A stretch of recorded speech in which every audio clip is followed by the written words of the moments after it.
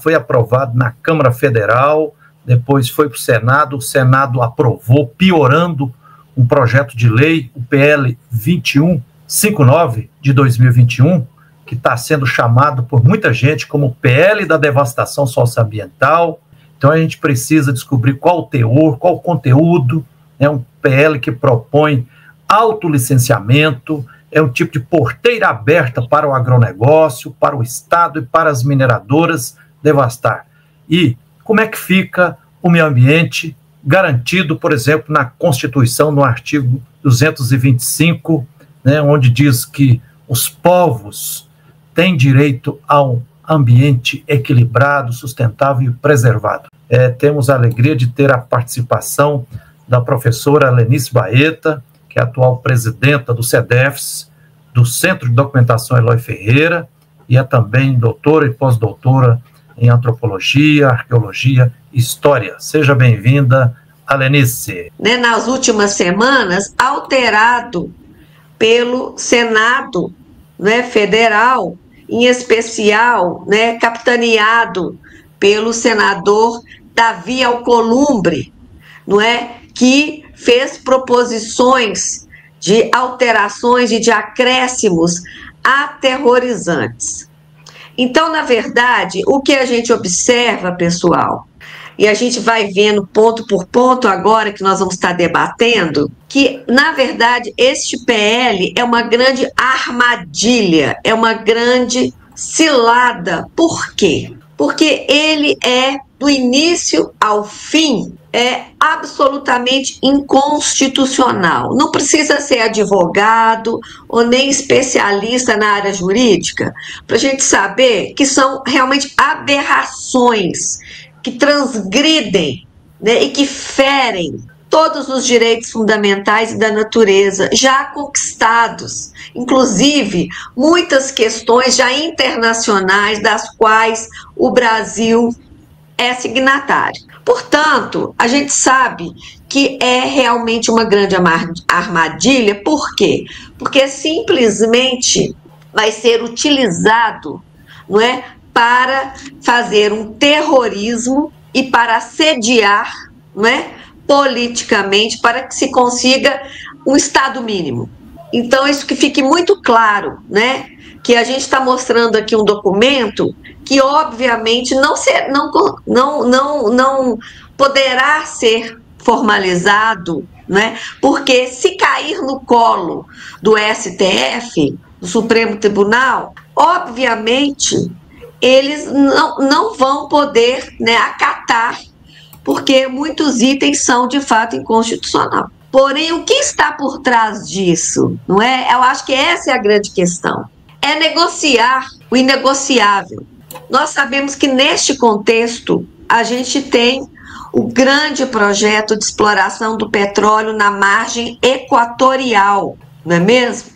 Que está tendo muita polêmica, porque a gente sabe que o Ministério do Meio Ambiente, através, a gente sabe que a ministra Marina Silva tem se posicionado de forma muito responsável com relação ao licenciamento ambiental deste grande empreendimento. Mas não é só desse grande empreendimento, colocando os riscos de se explorar petróleo nessa região da foz do Rio Amazônia, na região ali a 160 quilômetros apenas do Amapá. E a crise bio-oceânica que pode se causar ambiental nessa região. Por isto que o IBAMA, que é um órgão pertencente ao Ministério do Meio Ambiente, tem segurado de forma muito responsável, o assédio da bancada ruralista, sobretudo, e dos empreendedores da área do petróleo e da mineração. E eu me lembro que em 2015 aconteceu algo muito interessante, que foi exatamente uma pressão que foi sofrida para emplacar e licenciar vocês devem lembrar, a usina hidrelétrica de Belo Monte, também na região amazônica. Aconteceu exatamente a mesma coisa. Grandes ciladas, projetos de alteração das leis na área de meio ambiente, não é? E uma pressão absurda para conseguir emplacar, não é? Belo Monte, exatamente no contexto, né, da conspiração do golpe, né, contra o governo popular eleito da presidenta Dilma Rousseff. Eu me lembro perfeitamente, é como se eu estivesse revivendo, né, um momento. O nosso pânico com relação a Belo Monte, que a gente sabia que já estava causando inúmeros impactos naquela região, junto a comunidades locais, ribeirinhas, indígenas, né, e contra próprias águas e natureza da região. Inúmeras denúncias em nível internacional, como agora, né, e houve uma pressão imensa ao governo Dilma e aos seus ministérios, e que culminou com a liberação, com a instalação e operação de Belo Monte. E hoje nós sabemos as gravíssimas consequências de Belo Monte. Então eu só queria falar um pouco dessa atmosfera, e que agora, mais recentemente, a bancada ruralista apertou ainda mais o governo de coalizão do presidente Lula, porque o IBAMA, também ligado ao Ministério de Meio Ambiente, não é? Com as suas vistorias de satélite, né? Eles identificaram inúmeras áreas sendo desmatadas e sendo ateados fogo.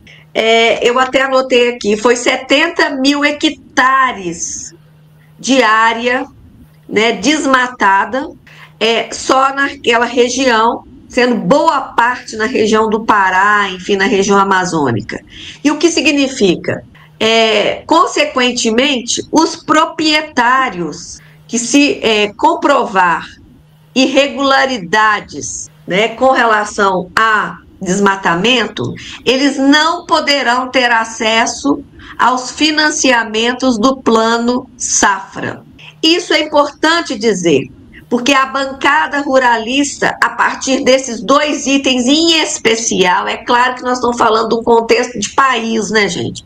Mas a gente lendo e acompanhando, para além de Minas Gerais, não é? Porque tem que ser, claro, porque só Minas Gerais já é um grande problema do ponto de vista do que a gente tem enfrentado, né?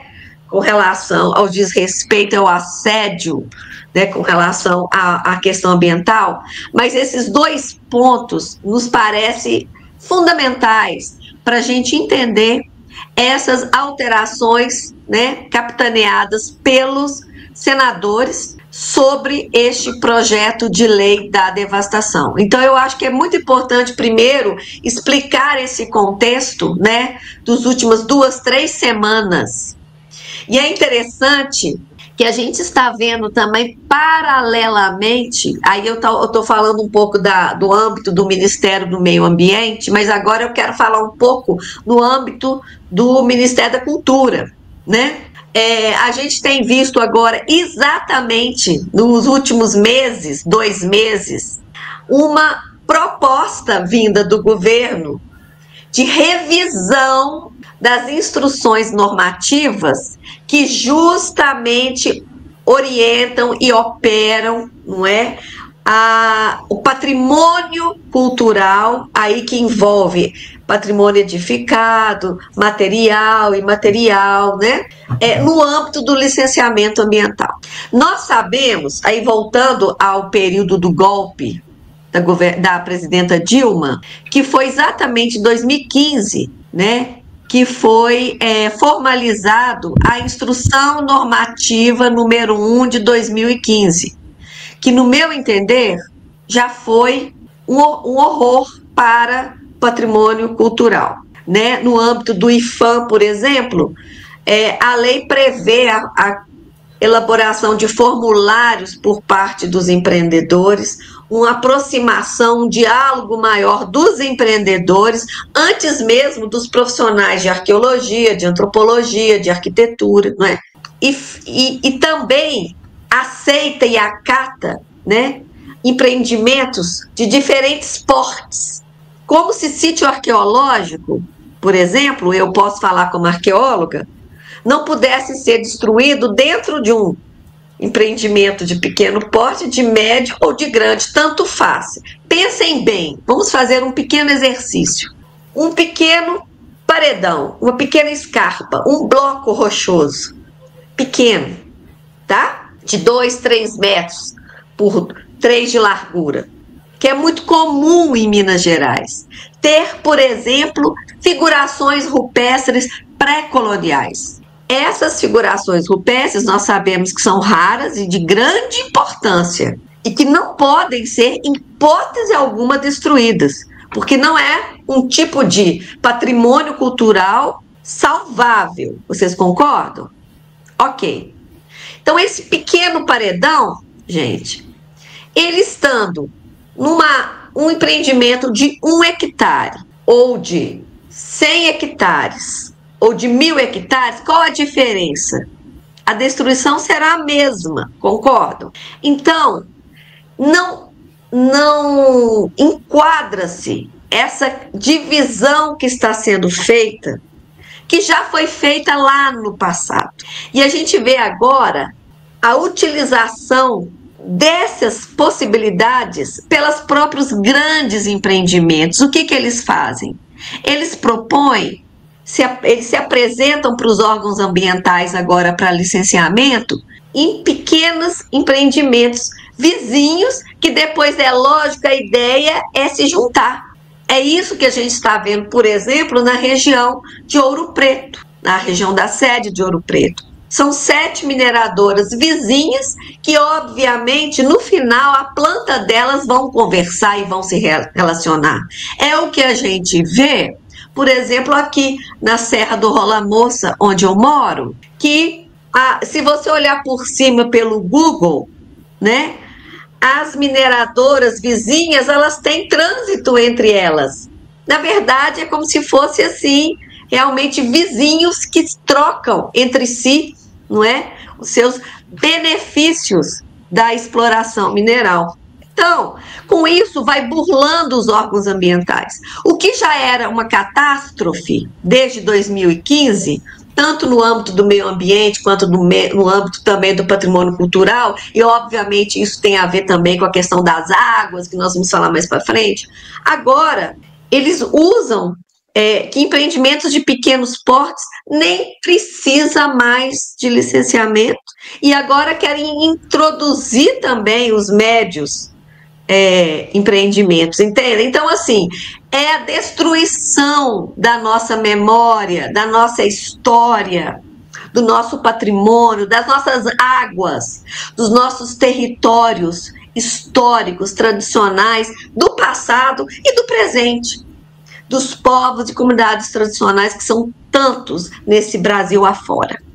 Então, eu quero dizer, assim, essa introdução, e quando eu li, eu fiquei tão estarrecida, apesar de saber que desse jeito é demais. Isso burla a Convenção X, isso aqui burla a Convenção Y, isso aqui está contra a nossa Constituição, isso aqui está contra uma Carta Nacional que o Brasil é signatário, enfim, né, as normas infralegais, né, leis, né, como a Lei 3925 de Patrimônio Arqueológico, né, dos anos 60, quer dizer, isso burla leis consolidadas, nós sabemos disso muito bem, mas então o que vem depois, né?